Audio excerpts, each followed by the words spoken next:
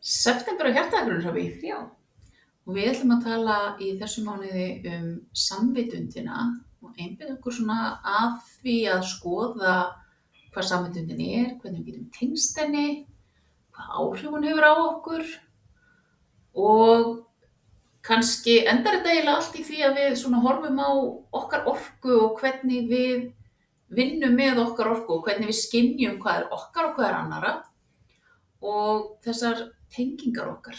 við allt sem eða það að við erum öll eitt í raun og veru. Já, náttúrulega mikið í gangi í samvitundinni þessa dagana og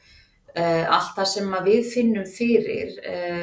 ekkert endilega bara vegna tunglsins eða afstöðu himinstjarnanna en það það líka samvitundin sem að hafa áhrif á okkur því að náttúrulega ef við pössum okkur ekki að þá erum við að drekka inn í okkur bara allt það sem að gerast í samvitundinni og þess vegna mikilvægt að við skoðum hvað samvitundin,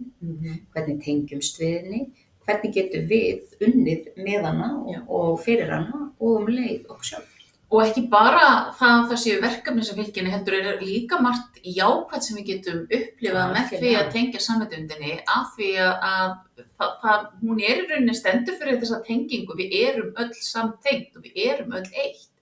Og það geta fundið þessa tengingu og fundið kraftin sem fylgir því að leggja saman að allar þessar vitundir sem að byggja jörðina að það svona, ég verður vonandi skemmtilegu partur í þessu mánuði að svona kynnast þessu betur, kafa eins ofan í það sem að kom til okkar og við ætlum að nýta samverustundirnar til þess að fara í hugleiðslur og vinna verkefni og þannig að við hvetjum þið til að vera með í samverunni á þriðjudag og bara taka þátt. Algjörlega og það meistari og engill að þessu sinni með okkur og þau eru bæði ný, við höfum ekki unnið með þeim áður þannig að það erkiengillinn Viktorí og svo það meistari Búdra. Já, það verður spennandi að kynnast þeim og hvað þau hafa að segja inn í þessa vinnu okkar í mánuðinum. Já, þannig við hlökkum til að kanna samvitundina með ykkur og heyra og sjá hvað þið eruð að hugsa og gera. Takk fyrir.